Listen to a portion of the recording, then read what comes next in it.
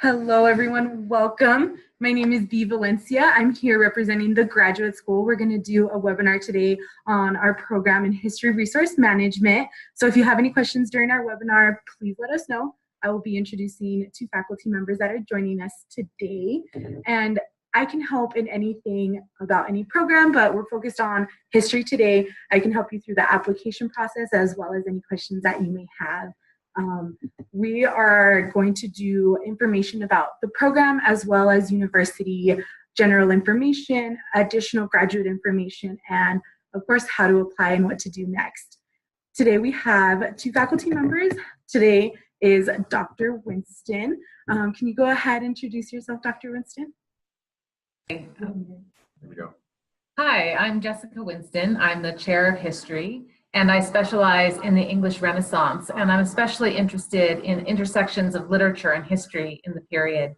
I'm very excited to talk about the program in historical resources management because it connects research in history with practical and professional digital training, and we found that this really helps to prepare students for a wide range of academic and governmental, nonprofit, and business sector jobs.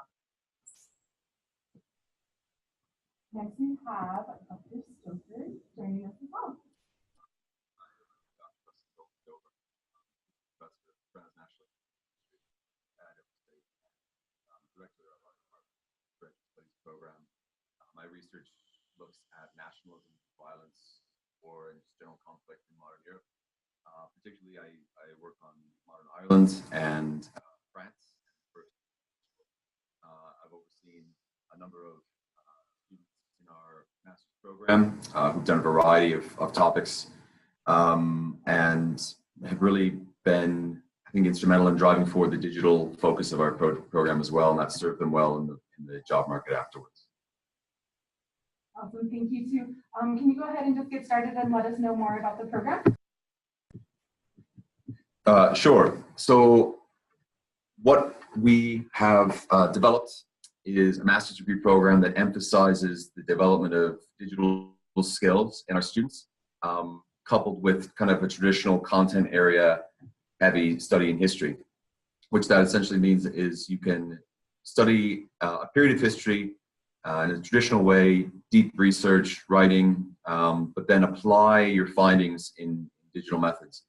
In the past, students have done so through ArcGIS type maps, saturation maps of activity in certain areas over time, timeline story websites where they've actually coded and designed their own website portfolios. A number of people have done deep mapping, that is research analysis of qualitative sources like newspapers, and put the findings they discovered over time into maps as well. And we also encourage students to develop these digital skills in other departments. And so while you're getting your content from the history department, you're getting your digital skills from geosciences, computer science, the business school, which really allow you to, I don't know, create kind of an a la carte master's program, which I think is useful. The content area of the master's degree is informed by the specialties of our graduate faculty. And here on this slide, you can see those of our graduate faculty who specialize in American history. Dr. Erica Coleman is trained in American studies, but also is quite accomplished in women's studies as well. And at the moment, she's doing a history of sound during the First World War amongst German soldiers. What's that? Men's choruses. Men's choruses in the First World War, right? Deals a lot with German soldiers and particularly German immigrants to the United States afterwards. Dr. Kevin Marsh is an environmental historian of the US, particularly the Western United States. He does a lot of work on the environmental history of groundwater and is writing, I think, the second monograph on the subject. Dr. Sarah Roby has come to us just this year from Temple University, where she finished her PhD in 20th century US history. We hired her as a historian of energy, particularly nuclear energy and history of nuclear energy and its development in American culture and society. So that's very exciting. Now, apart from our American focused historians, we have a number of global historians. Raphael Njoku is a specialist in African history and has written quite a lot on the literature of Africa and how it's perceived in African history. Dr. Zach Byrne is a historian of the Middle East, particularly the historian of Islam and the ways in which it intersects with the different denominations of the faith. Dr. Katie Colder Peralta is a colonial Latin Americanist. Her early work was dealing with water development in colonial Peru, and she's also written quite a lot about medicine and hospitals, the detection of health and pathology in the early modern period. And then myself, I'm a Europeanist. War and violence in modern Europe is my specialty. And I've overseen, like I said, a lot of students who have had significant digital projects for their work, but mainly, let's see, a graduate student who dealt with the Armenian genocide, one who dealt with the Spanish flu, which killed more people than the First World War combined. And currently I'm working with a student who's talking about Russian emigre and ballet culture in Paris, which is very fun as well. So there's quite a variety of faculty you can work with to suit your needs and your interests. Now the core requirements of our program, as I said, they move between the traditional and the kind of experimental. There's 30 credits required, and normally graduate students that want to be full-time will take 9 credits per semester, allowing you to finish the program in 2 full years of enrollment. Some of these core requirements introduce you to graduate study as it is, in addition to graduate study in history. So an introduction to graduate studies is a course that we require you to take, which gets you used to kind of the pace of graduate life, how to engage your assignments, how to interact with your cohort of students, with your professors, how to market yourself, both in a traditional way, for a job portfolio, but also digitally, creating a digital presence for yourself online. The Graduate Pro Seminar is kind of your meat and potatoes of a graduate course. It is a heavy readings course, thematically guided by the instructor. I'm teaching that right now on history of war and violence, with the premise that war is actually something beneficial for society in the long run of human history. Created states creates and drives medicine and technology forward. That rotates amongst faculty, so you can choose to take it whichever semester suits you, particularly if you're interested in a certain topic. History in the Digital Age is where we combine the traditional pro seminar with the ways in which you can develop your work digitally. That's taught mainly by Dr. Colder Peralta, who introduces you to 4 to 5 key digital humanities pieces of software, mapping software, correlative analysis software, in addition to kind of free-form digital creation through Adobe Dreamweaver. Global Idaho is a course that we've developed in response to the need to view the problems in society locally and how they stretch out to have a global impact, and vice versa. Problems we observe in a global context, how do they affect people here in Idaho? So it's a way in which you can develop your skills as a writer and a researcher to really view the holistic approach to history that is something that moves between different kind of spatial scales, the local and the global. If I could just chime in on that, the Global Idaho class is a new class. We're offering it for the first time this semester, and it's actually focusing on DACA students in Idaho. But the premise of it also is to create an ongoing website and digital platform to feature the projects of that class and of our students. So in a sense, bringing together the digital and the local and the global emphases of our program through that one course. Right, and that really serves you after graduation, because it's very well to have a writing sample to give to an employer, but it's even better to show them that you have a digital presence already with something you've worked on. Now, we require you either to take Global Idaho or to engage in a graduate internship. Those internships we have coordinated through Idaho State University internship coordinators. Students in the past have worked with the local historical society, the public library. They have done work developing collections, the Ober Special Collections Department in our library. They have worked with the Bannock County Transportation Department to map certain developments in transportation infrastructure. And let me think. Minidoka. The Minidoka internment sites to renovate those for public visitation, so public history as well. And the National Parks. The National Park Service. We've had people in internships in the Grand Teton National Parks and Yellowstone as well. And once again, not just sitting idle, but either using the digital tools they've learned to help map certain areas or to develop collections within the special archival holdings in those places. So it's really up to you how you want to develop your own graduate portfolio going forward. And then finally, as I mentioned, we'd like you to take several credits in digital or other professional development electives. As I mentioned before, the geosciences have helped us and our students to develop ArcGIS mapping skills. Some people have gone to web design through computer science. Others have looked at the ways you can take large pieces of data and analyze them against other phenomena through the business school. Those credits, whichever you choose to do, are approved by the graduate studies director. And what I normally do is just say, how does this fit into your overall plan of how you'll demonstrate your research in a digital way? So we're quite flexible in that regard. Do you want to speak to this? Sure. Okay. We have a variety of ways there are a variety of ways of funding your time at ISU. One is that we offer graduate teaching assistantships. These are competitive teaching assistantships that come with a tuition waiver and a stipend. So your tuition is waived, and then the stipend is about $12,000 a year for 9 months. As a teaching assistant, students work with a graduate faculty member, usually assisting them with the grading and development of that course. But in some cases, we have also been able to have students teach their own courses.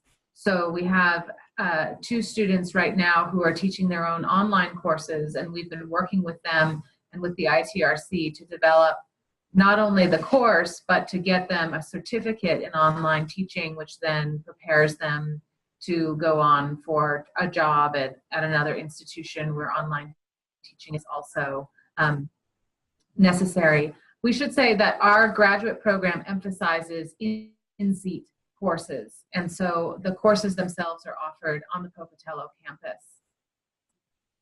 Graduate teaching assistants usually work about 20 hours a week, and we try to match students with courses that are especially interesting to them based on their areas of interest. In addition, we want to mention that it is possible, even if you are out of state, to receive in-state funding to the master's program in history at ISU. This is through the Western Regional Graduate Program Consortium, which is an interinstitutional agreement across the Western states that allows students who are residents in basically any Western state to get in-state tuition here at ISU in our particular program, and in other programs here also, but not every single one. So if you are in a Western state, or Pacific Northwest, please do contact us and we can let you know whether or not you are eligible for that in-state tuition agreement. Okay. I've mentioned some of our recent graduates already, but I just anticipated that you'd be curious as to what people are doing with their degree once they finish. Some of our recent graduates have had offers to become high school teachers even before they've finished their exams, and kind of transitioned right into a job. Others have been contacted by the U.S. Geological Survey to do work for them, and Geographical Survey, excuse me, and have done work for them, but they learned the skills that apply to that job through the mapping of areas through our, as I said, geotechnologies and geosciences program. One of our recent graduates is now the general education coordinator at the College of Eastern Idaho, a new community college initiative. She's overseeing the general education coordination between that institution and several other institutions in the state. So that's a quite big administrative responsibility. Others have been very interested in museum exhibition creation and worked as curators at the Museum of Idaho and the Bannock County Historical Society. And others are applying right now when they'll graduate in the spring for PhD programs. And others have as well in the past and gone on to postgraduate study PhD programs. And the great thing about that is that you're working with professors in your MA program who are aware that you want to apply for a PhD, which is a different kind of undertaking. And so when we understand that, we can put you in contact with our colleagues. We can help you to develop your curriculum program so as you can better transition to a PhD. And really any of the work that our recent graduates have done, as they're seeking to reach that end, we're able to guide them with different kind of advice on curriculum. And I just wanted to add to that, we also have a student who's just one of many, who is now a grant writer for the College of Southern Idaho. Right. So there's lots of career paths that our students have chosen. So how to apply? How do you get into this, this great system we've created here? You apply centrally through the Idaho State University Graduate School, which created kind of a portal for you to select the program to which you're applying and to meet all the requirements that we have specifically as a department. A lot of the traditional requirements that you'd see elsewhere we also carry, such as 3 letters of recommendation from people familiar with your undergraduate work. We ask that you have 12 credits of previous history work, usually at the upper division level that we require. And 12 credits is only 4 courses. We require a small statement of interest that we'd like you to write that addresses why you're interested in history as a discipline specifically. And after looking at the faculty in our department, you identify with whom you could probably see your work developing under.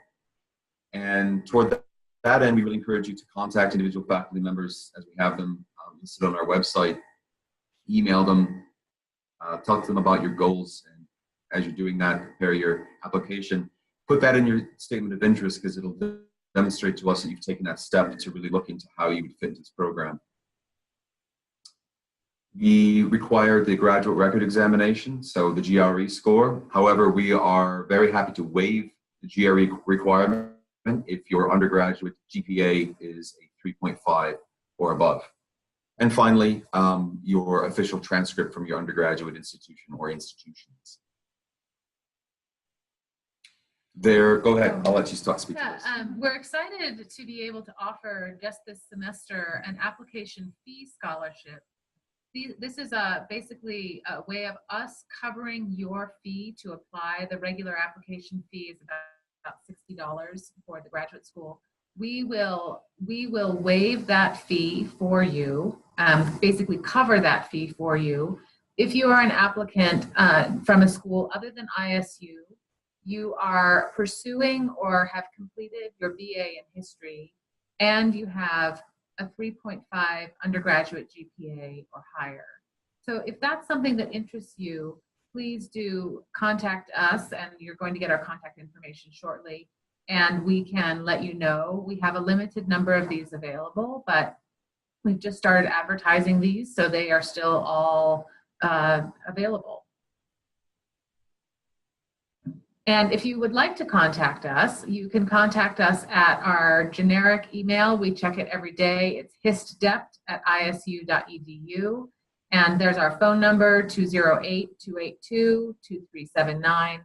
And of course, our website. Our website is under construction right now. So if you go there, you might find a few dead links. We should have a new site going live in about 6 weeks. And so we're really looking forward to that, and we're excited to be able to make this transition. But right now, we've let our website, our old website, kind of lag a little bit. So if you can't find the information you're looking for, please don't hesitate to contact us directly. And many of the faculty that are listed on the website also have academia.edu pages. So if you'd like to know more about their publications, I'm sure you can do just a small Google search for that faculty member, and it'll direct you to the academia.edu site.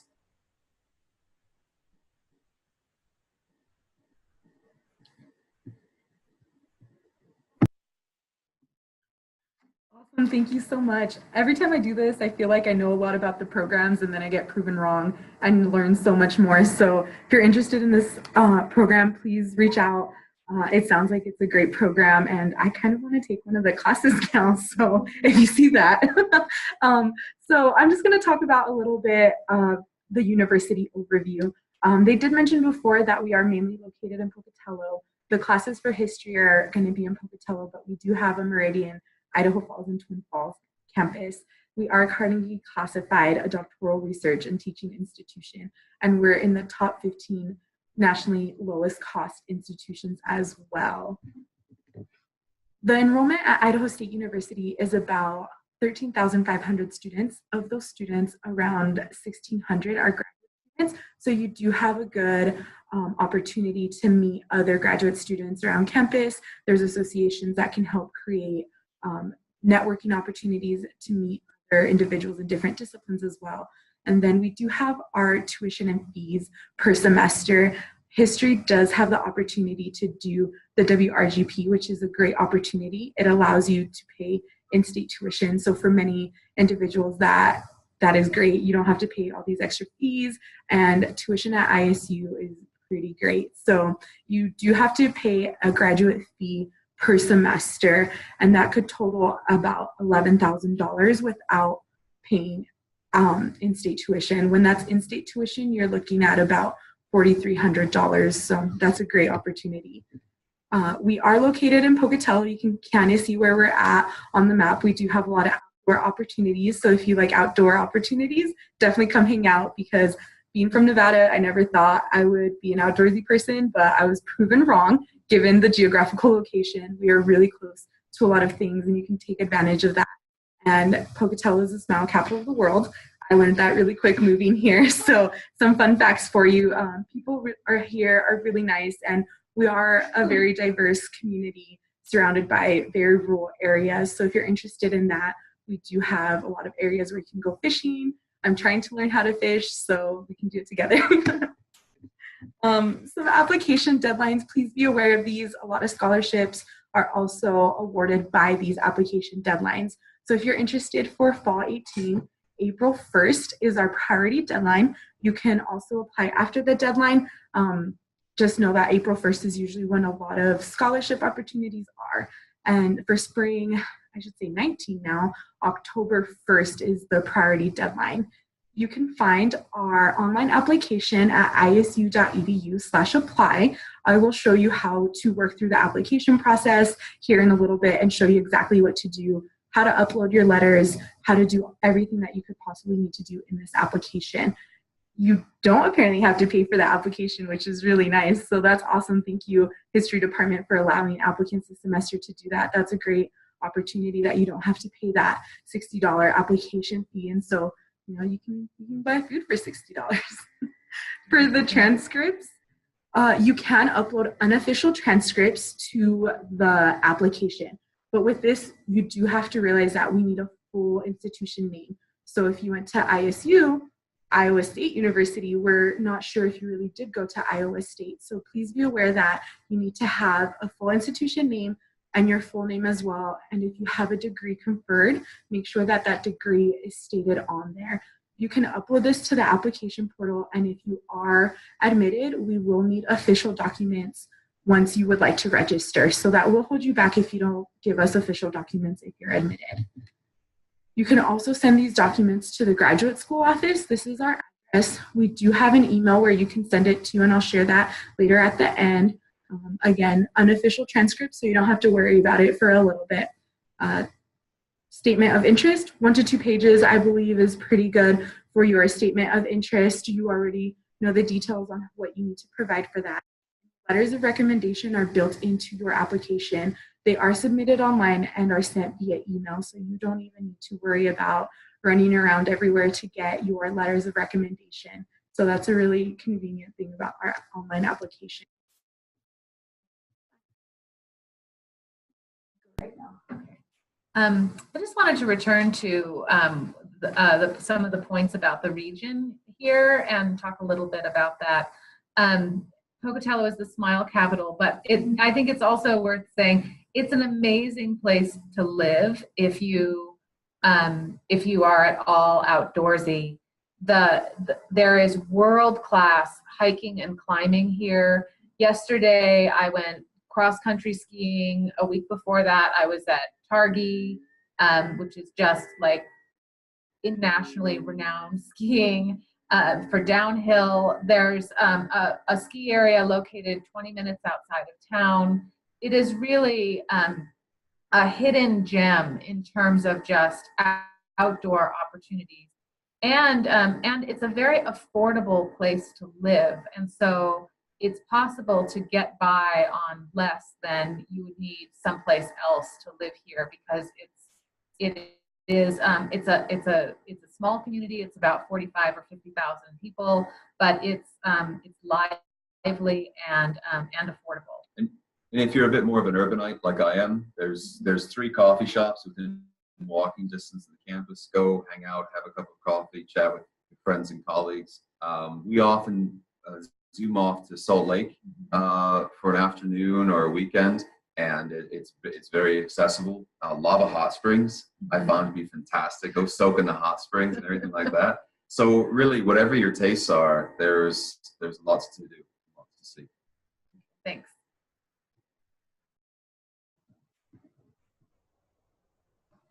I will definitely add to that and say, I did become an outdoor person. I've paddleboarded a few times and everything. So that's saying something, guys. Idaho, we are very close to a lot of areas. Utah, Wyoming, Montana. We're really close to Nevada as well. And even if you wanted to go down to Las Vegas, it's not that long of a drive if you wanted to enjoy a really big city. So we really do offer not only a great community environment, but the university alone is a great environment. We have an outdoor adventure center, so on and so forth. So if you want to try all these outdoorsy things, but you're not really sure where to start, that's another resource we have on campus, and you can rent gear pretty cheap, which I've done.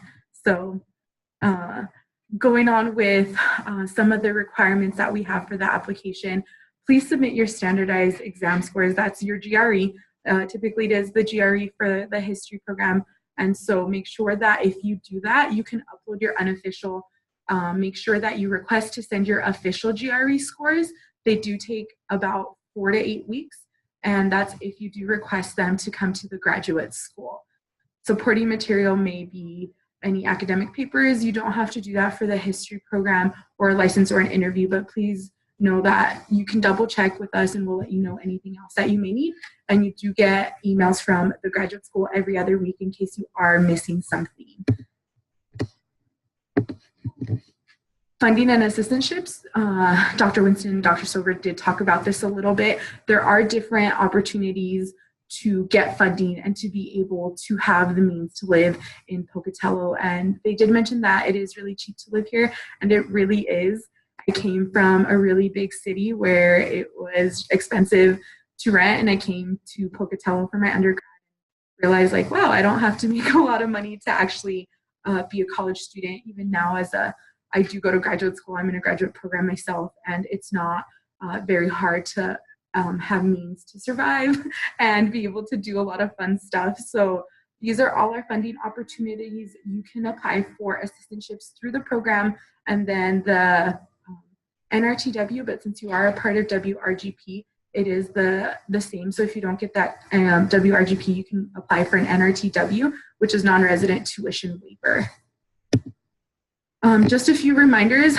Make sure that you schedule your required standardized tests. So if you do not have a 3.5 or higher in your last 60 credits, you will be required to take the GRE. Make sure that you schedule that within enough time for your application to be reviewed and for you to be able to apply for assistantships and funding opportunities. We don't want you to miss out on any funding opportunities because we couldn't schedule your exams soon enough. When you're uploading your documents, please make sure that they are not larger than 1.5 megabytes. We do have individuals that when you're converting or just kind of trying to upload, they're too big and it won't upload for you. So just be aware of that as well.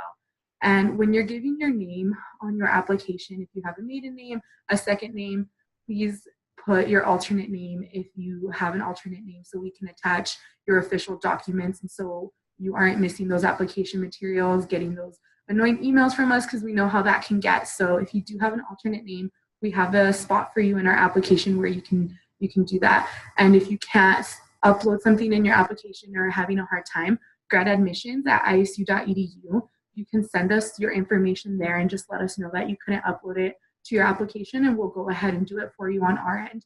So you can contact me as well. This is my personal email and my extension. I'm happy to help you with any questions that you may have as far as the application or trying to get through it. And I do want to show you what the application looks like, because I know that can get a little stressful when you don't really know what the application looks like. So I've made a fake application to be able to show everyone what this looks like.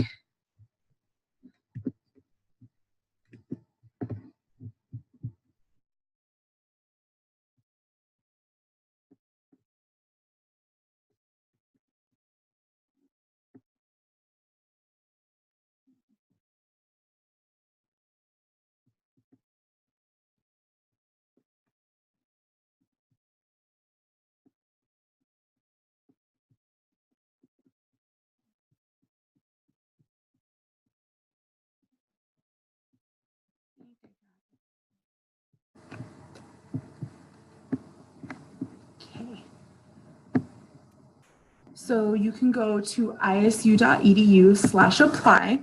You can also find this at the graduate school Apply Now. So whichever one you find easier, you can see that the graduate application process is right here for you.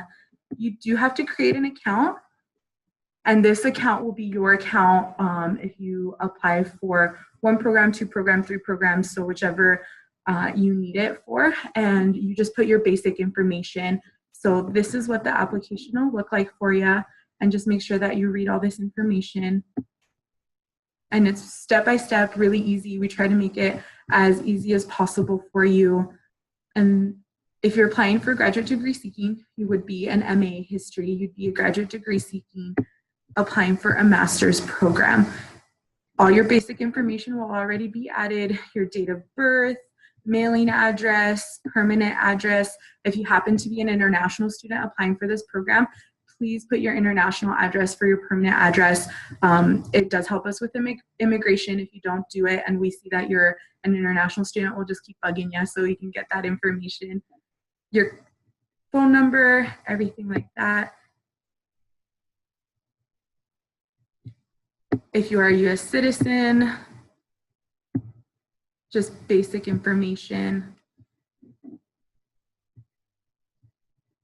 If you are an Idaho resident, please state that you're an Idaho resident. We don't want to mess up your application and not give you Idaho residency and then get through the process and not have in-state tuition. That's happened before. We can definitely fix it, so don't worry about that. But just please make sure when you are doing your application and you're from Idaho, make sure that you state that and when it was.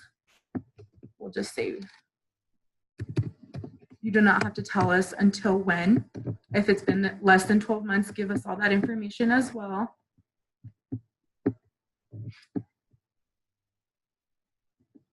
Oh yeah, if you miss something, this is what will pop up. And just read through these and make sure that you answer the correct question for your residency. If not, it'll stop you and you will not be able to go forward.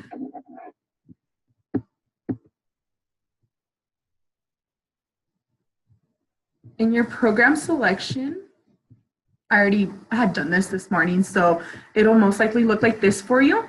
The college is arts and letters. And by the time you apply, this may look a little different as far as the semester in which you can apply for. The only time this won't be open is if that semester is currently closed. So if you're applying for Fall 18, you'll be able to select that and move forward in the application.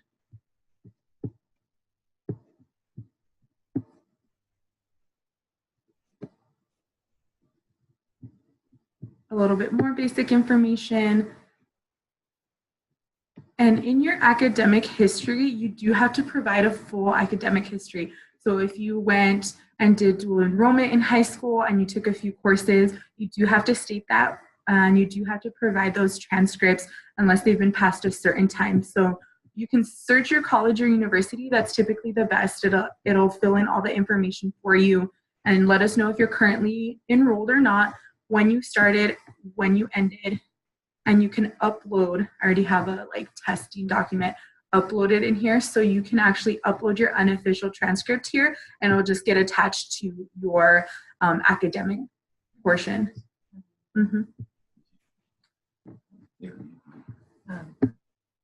One of the things I like the most about this system is that it is possible for us to review your information even if you don't have your official transcripts.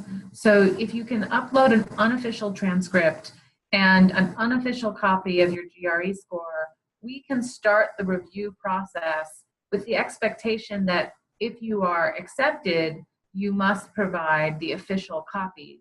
And then that will certify that the information is correct. But that's one way to expedite the process and also to reduce the cost.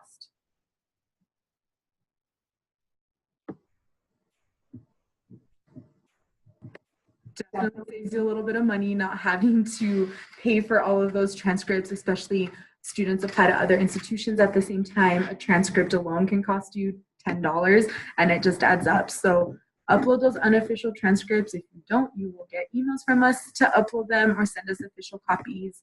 Again, every institution you have gone to, you just put the name and you can upload when you went to that school and have that unofficial transcript in there already for us.